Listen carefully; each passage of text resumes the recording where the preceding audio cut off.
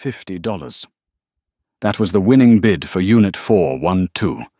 Most would see nothing but broken furniture and moth-eaten coats, but tucked inside a rusted tackle box lay a hand-drawn map. It was the key to a missing legacy and a dangerous secret a powerful family would kill to keep. Fluorescent lights buzzed overhead at Northwest Storage Solutions, casting a sickly yellow pallor over the concrete corridors of the Portland, Oregon facility. The air hung heavy with the distinct scent of neglected lives, a cocktail of mildew-old cardboard and industrial floor cleaner. A small crowd of professional scavengers and amateur hopefuls trailed behind Gary, an auctioneer, whose booming voice had been worn down to a gravelly rasp by years of cigarette smoke and shouting over traffic. Rachel Collins stood at the back of the pack, pulling her denim jacket tighter against the damp Pacific Northwest chill. She wasn't a reality television star with a massive bankroll, nor was she a seasoned liquidator. Rachel was simply an independent antique reseller, hanging on by a thread, trying to keep her late grandfather's vintage shop from going into foreclosure. Her bank account currently held exactly $82.40. Gary unclipped the heavy padlock on Unit 412 and heaved the corrugated metal door upward. It shrieked in protest, echoing down the long, narrow hallway. "All right, folks, take a look," Gary barked, stepping aside. "No stepping inside. You bid on what you see. Do I hear 100? The crowd leaned in flashlights piercing the gloom. Unit 412 was a disaster. It looked as though someone had hurriedly shoved the contents of a cluttered attic into the 10-by-10 space and simply walked away. There was a sagging mattress leaning against the left wall, several crushed cardboard boxes, spilling unidentifiable clothes, a broken floor lamp, and a rusted green tackle box resting on top of a water-damaged wooden crate. The seasoned buyers groaned. "It's all trash, Gary," muttered a burly man in a plaid shirt, clicking his flashlight off in disgust. "Nothing but dump fees in there." "I need an opening bid," Gary insisted, though his enthusiasm had visibly waned. $50. Who'll give me 50? Rachel's eyes remained fixed on the water-damaged wooden crate. It wasn't the crate itself that caught her attention, but the faint, stenciled lettering on its side, H.G. Shipping Company, 1924. Her grandfather had taught her enough about local history to know that genuine 1920s, maritime crates, even damaged ones, could fetch a couple of $100 from the right collector or themed seafood restaurant. It was a risk, but it was the only piece of potential profit she had seen all morning. She raised her hand. 50. Gary didn't even scan the crowd for a counteroffer. "Sold to the lady in the back for $50. Good luck, sweetheart. You've got 24 hours to clear it out." Within an hour, the crowd had dispersed, and Rachel was left alone in the echoing corridor, staring down at her newly acquired mountain of junk. She started with the obvious trash-hauling armfuls of ruined clothes and broken lampshades to the facility's dumpster. By the time she finally reached the wooden crate at the back of the unit, her hands were covered in grime, and her back ached. She carefully lifted the rusted green tackle box off the top of the crate. It was heavier than it looked. The latch was completely seized with rust. Grabbing a flathead screwdriver from her tool belt, Rachel wedged it under the hasp and applied pressure. With a sharp snap, the rusted metal gave way. The inside of the tackle box smelled strongly of old motor oil and decaying rubber worms, but there was no fishing gear to be found.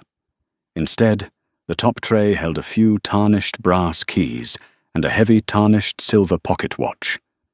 Below the tray, resting in the bottom of the box, was a thick oilcloth pouch tied tightly with a leather cord. Rachel's heart skipped a beat. This was the kind of find pickers dreamed of. She set the screwdriver down and untied the brittle leather cord, carefully unrolling the oilcloth. Inside was a document folded into precise squares. The paper was heavy-textured and yellowed with age, feeling more like parchment than standard paper. As she unfolded it, The brittle edges flaked slightly onto her jeans. It was a map. But it wasn't a standard geographical map. It was meticulously hand-drawn in dark, sepia-toned ink. The coastline it depicted was rugged and jagged, undeniably the Oregon coast, but it was marked with strange, archaic symbols and precise nautical coordinates. In the top right corner, a compass rose was elaborately sketched, and beneath it was a wax seal that had long since flattened and cracked, though the impression of a predatory bird, a falcon or a hawk, was still visible. At the bottom of the map, written in an elegant sweeping script, were the words, "The Legacy of H.G. For those who remain." Rachel traced her finger over a distinct X marked near a geographical formation that looked suspiciously like Tillamook Head. Beside the X, a series of numbers and letters were scrawled, Vault 4, North 45 degrees, 55 minutes, 12 seconds, tide at its lowest. She pulled out her smartphone and took several clear photos of the document, making sure to capture the wax seal and the specific coordinates. Then she carefully folded the map back into the oilcloth pouch and placed it securely in her backpack. As she was packing up the rest of the salvageable items, Rachel heard the distinct crunch of heavy work boots on the concrete floor outside her unit. She paused, listening. The footsteps stopped directly outside the corrugated metal door. "Hello," Rachel called out, wiping her dusty hands on her jeans. No one answered. She stepped cautiously to the doorway and peered down the long, fluorescent-lit hall. It was completely empty. A cold shiver ran down her spine, entirely unrelated to the damp air of the facility. Suddenly, the $50 gamble felt less like a lucky break and more like a massive, looming mistake. She quickly grabbed the tackle box, her backpack, and locked the unit, deciding the wooden crate could wait until tomorrow. Dalton Fowler pushed his wire-rimmed glasses up the bridge of his nose, leaning so close to the map that his nose nearly brushed the aged paper. The interior of Fowler's Antiquities in downtown Portland smelled of beeswax polish and old books, a comforting scent that usually put Rachel at ease. Today, however, her stomach was tied in knots. "Rachel Dalton," finally said his voice, dropping to a hushed, reverent whisper. "Where exactly did you say you found this?" "Unit 412. Rachel replied, pacing the short length of the Persian rug in his office. "Bought it for $50. Dalton, what is it? You've been staring at it for 20 minutes. Dalton carefully stood up, walking over to a massive glass-fronted bookcase. He pulled down a heavy, leather-bound volume, titled The Robber Barons of the Pacific Northwest. "You noticed the initials on the crate, H.G., Dalton said, flipping through the thick, glossy pages. "And you saw the seal on the map. The falcon." "Yeah. Does it stand for something specific?" Dalton turned the book around and placed it on the desk next to the map. The page displayed a black-and-white photograph of a stern-looking man in a 1920s tailored suit standing proudly in front of a massive shipyard.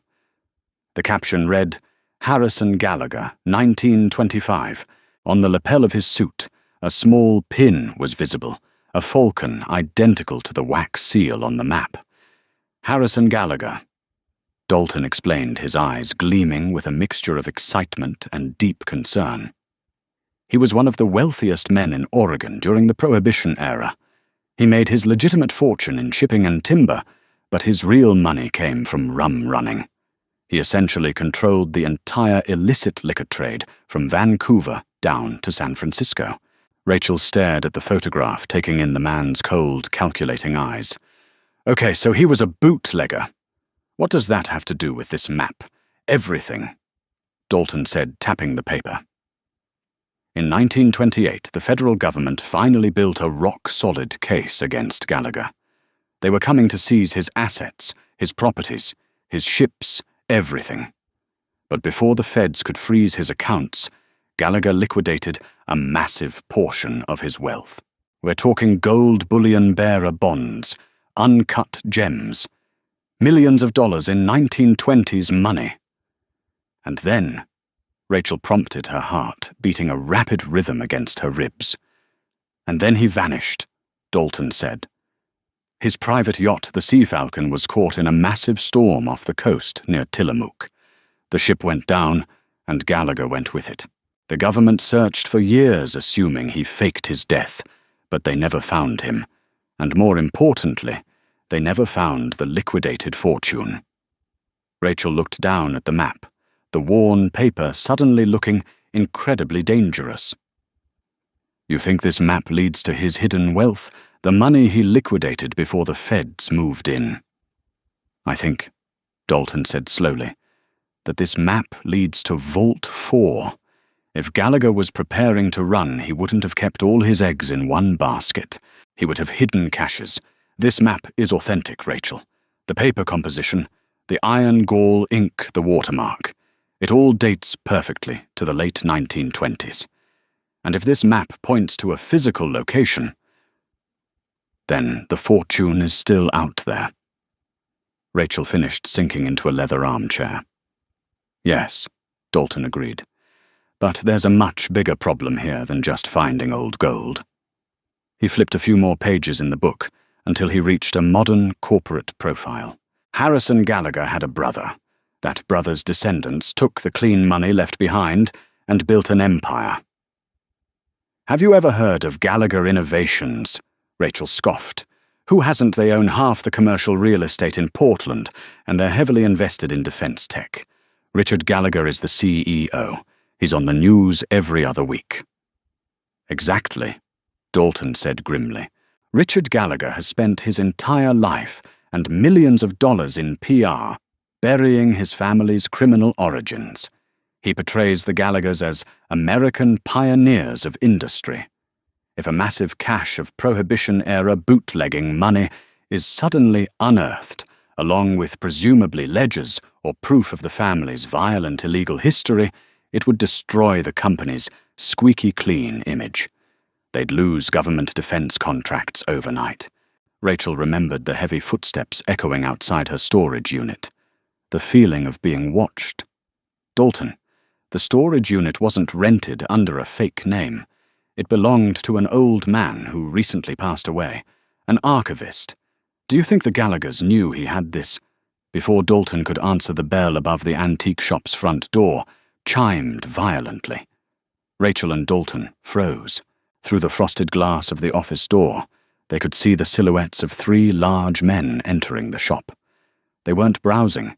They moved with mechanical calculated precision, flipping over display tables and knocking delicate porcelain figures to the hardwood floor with a sickening crash. Mr. Fowler, a smooth, dangerously calm voice called out from the main showroom. We know you're in here, and we know you have a guest. Dalton locked eyes with Rachel, his face draining of color. He silently pointed toward the back of the office, where a heavy iron door led to the alleyway. Rachel didn't hesitate. She snatched the map off the desk, shoved it into her backpack, and moved toward the back exit. Dalton grabbed a heavy brass candelabra from his desk, positioning himself between the locked office door and the intruders. Go, Dalton mouthed silently. Don't go to your apartment. Rachel slipped out the heavy iron door, the cool evening air hitting her face as she stepped into the dimly lit alley.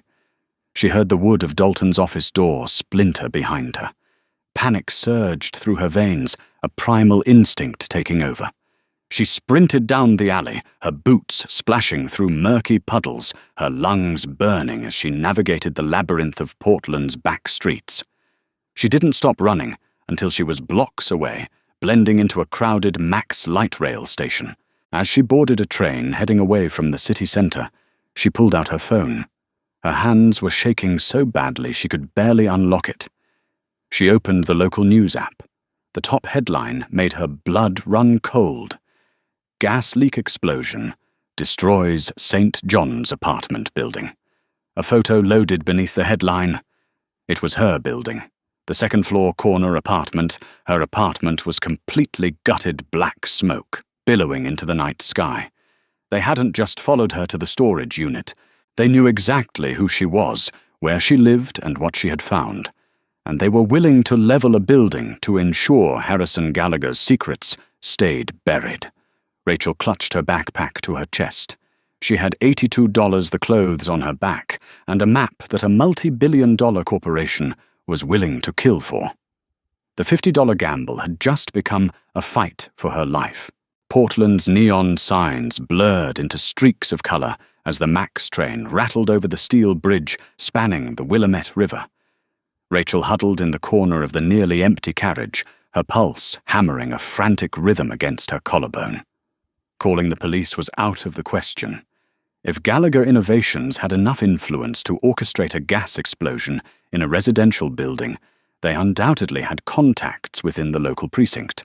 Her only advantage was that she had escaped Dalton's shop unseen, leaving the corporate fixers to assume she had perished in the apartment fire.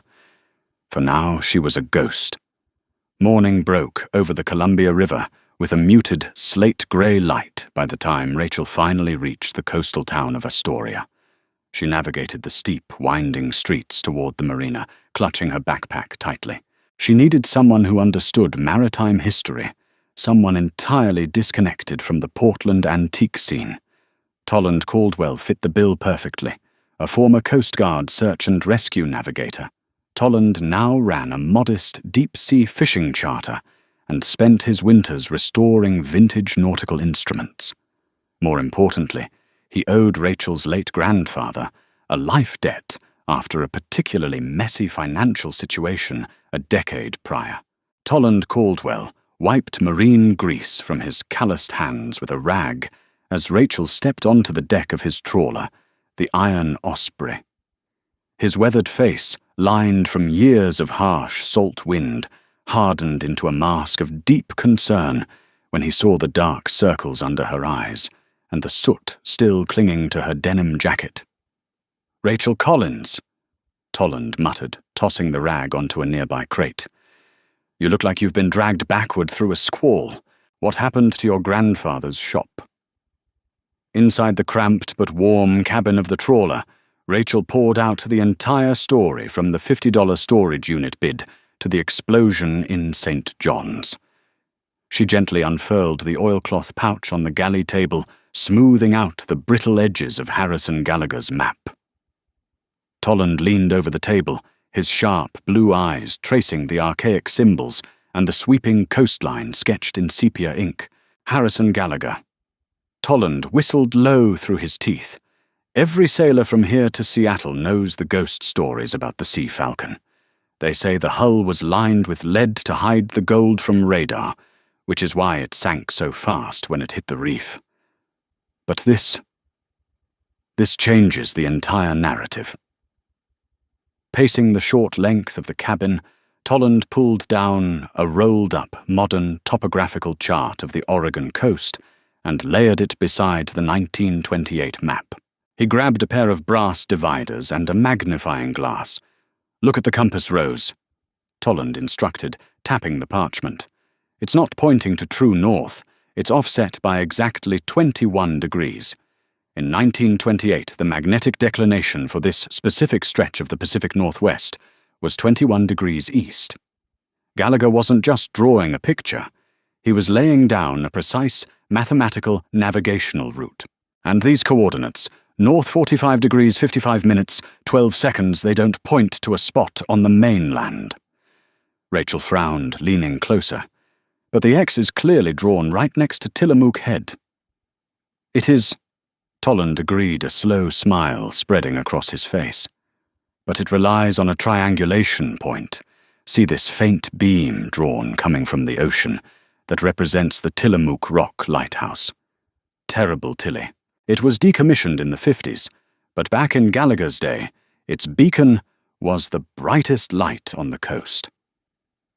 The map instructs the reader to stand at a specific elevation on Tillamook Head, wait for the lowest tide of the month, and align the lighthouse beam with a natural rock arch offshore. Where those lines intersect at the base of the cliffs, that's Vault 4. 50 miles away in the sleek glass-walled conference room of Gallagher Innovations, The atmosphere was suffocatingly tense. Victor Briggs, the head of corporate security, stood rigidly before the expansive mahogany desk of Richard Gallagher. Victor was a man carved from granite, devoid of empathy, wearing a tailored charcoal suit that hid the tactical holster strapped to his ribs. The antique dealer Dalton Fowler is currently in the ICU. Victor reported, his voice flat and professional. He took a heavy blow to the skull, but he will survive. Unfortunately, the girl slipped out the back alley before my team could secure the perimeter. We leveled her apartment building as a contingency, but our thermal scans of the wreckage confirmed she wasn't inside. Richard Gallagher turned his leather executive chair to face the window overlooking the sprawling Portland skyline his family had purchased with blood money. She has the map, Victor. If that map falls into the hands of the authorities, or worse, the press, our federal defense contracts will be suspended, pending investigation. My grandfather didn't just hide money in those vaults. He hid his personal ledgers, the names of the judges he bought, the senators he blackmailed, and the union leaders he had buried under the docks. You will find Rachel Collins. You will retrieve the document, and you will ensure this family's legacy remains untarnished. "Consider it done," Victor said, turning on his heel. He pulled out his encrypted smartphone, dialing his lead tracker. "Pull every traffic camera feed from the St. John's district. Check the transit lines out of the city. She's running, and she's running scared. Find her trajectory." Back on the Osprey, Tolland was rapidly packing 2 heavy canvas duffel bags with climbing rope, high-powered LED flashlights, and a pair of climbing harnesses. "The lowest tide of the month is tonight at 11:45 p.m., Tolland said, tossing a heavy waterproof jacket to Rachel. "If we don't hit that window, the cave entrance will be submerged under 12 feet of violent surf for another 28 days. We have to go now." Rachel slipped her arms into the jacket, the heavy material providing a small sense of armor against the impending danger. "Tolland, you don't have to do this. These people blew up a building just to silence me. They are going to kill us if they catch us." "Your grandfather pulled me out of the darkest hole of my life," Tolland replied, securing a flare gun to his belt. "I owe him, and frankly, the idea of knocking a billionaire bootlegger's grandson off his pedestal sounds like a fine way to spend a Friday night. Let's go hunt some treasure." Coastal fog clung heavily to the ancient towering spruce trees of Ecola State Park, transforming the dense forest into a labyrinth of shifting grey shadows. The roar of the Pacific Ocean, slamming against the basalt cliffs, echoed like artillery fire in the darkness. Rachel and Tolland moved with silent urgency along a treacherous, unmaintained deer trail that skirted the edge of the massive drop-off. Scrambling over the slippery, jagged rocks, Rachel focused solely on the narrow beam of her headlamp. The salt spray coated her skin in a cold, sticky film. The descent toward the water level was harrowing. One misplaced foot on the slick sea lettuce meant a fatal plunge into the churning black water below. Tolland consulted the compass, and the laminated copy of the map they had prepared, his hand shielding his light from pointing upward toward the parking lot, miles above. "We are exactly at the elevation. Gallagher marked," Tolland whispered, pointing out toward the ocean. "Look." Piercing through the dense fog, sitting atop a solitary jagged rock a mile offshore, was the dark silhouette of the Tillamook Rock Lighthouse. It was dark, and abandoned a tombstone in the ocean. Tolland pulled a powerful focused laser pointer from his pocket and aimed it at the lighthouse, calculating the precise angle. He then swept the beam toward the sheer cliff face to their right.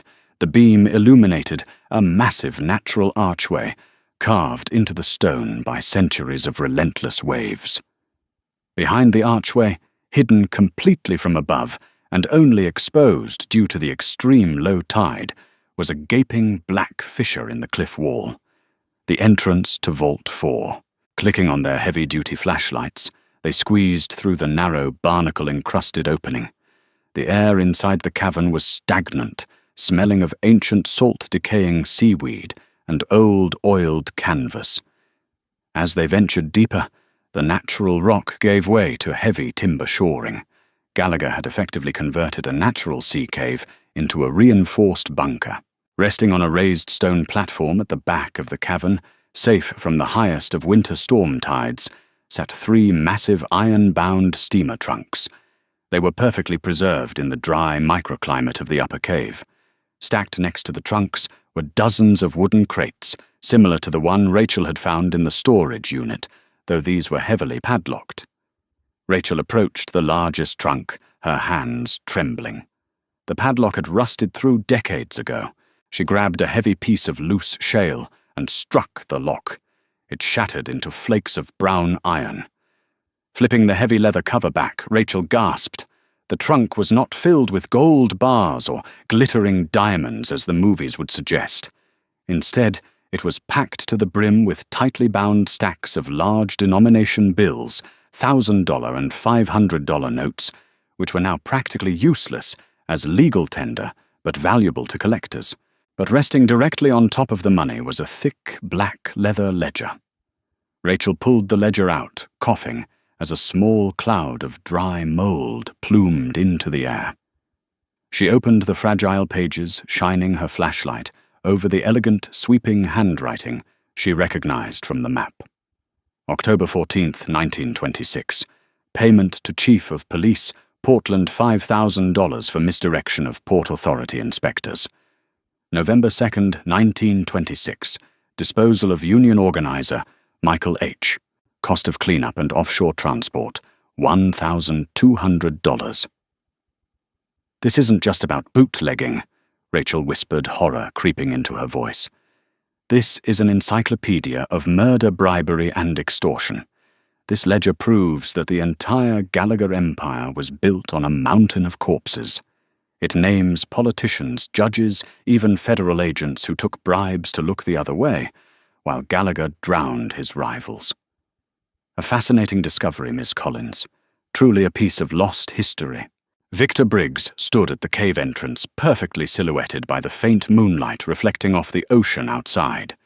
In his right hand, a suppressed semi-automatic pistol was leveled directly at Rachel's chest.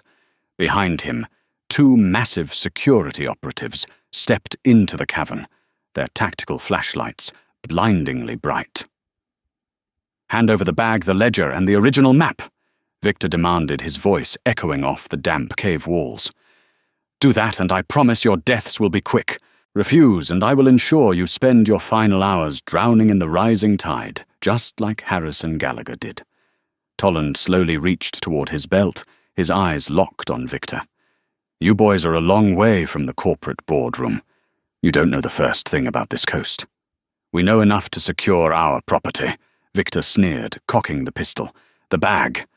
Now." With a deafening groan, the ground beneath their feet seemed to vibrate. Toland hadn't reached for his flare gun. He had reached down to a heavy, rusted iron lever hidden in the shadows of the stone platform, a lever connected to the cavern's original 1920s reinforced shoring system. Water rushed into the cavern with explosive force, not from the main entrance, but from a secondary blowhole system hidden beneath the gravel floor. Gallagher had built a failsafe. By pulling the lever, Toland collapsed a retaining wall, holding back a massive tidal pool above them. Thousands of gallons of freezing, violent seawater crashed down from the ceiling, directly onto the mercenaries. Victor fired a wild shot that ricocheted off the stone ceiling as the sheer weight of the water swept him and his men off their feet, dragging them backward toward the jagged, barnacle-covered entrance. "Move!" Toland roared over the sound of the rushing water, grabbing Rachel by the jacket. Coughing and sputtering, they bypassed the tumbling mercenaries, clinging to the heavy timber shoring to keep from being washed out into the open ocean. They clawed their way up a secondary ventilation shaft Toland had spotted on the original map, a narrow, terrifyingly steep chimney that led directly up through the bedrock of Tillamook Head. 3 days later, the front page of the Oregonian dropped like a bomb on the city of Portland. Investigative journalist Sarah Jenkins, acting on an anonymous package delivered to her home, published the contents of Harrison Gallagher's ledger. The meticulously documented evidence of political assassinations, systemic bribery, and violent racketeering was irrefutable. The forensic analysis of the paper and ink confirmed its authenticity. Within 48 hours, the federal government suspended all contracts with Gallagher Innovations. The stock plummeted to pennies. Richard Gallagher was arrested on federal charges of conspiracy racketeering and ordering the attempted murder of Dalton Fowler and Rachel Collins, thanks to a digital trail linking Victor Briggs to the corporate accounts. The mighty empire built on a century of blood and secrets crumbled into dust. Rachel stood in the doorway of Fowler's Antiquities, sweeping up the last of the broken glass.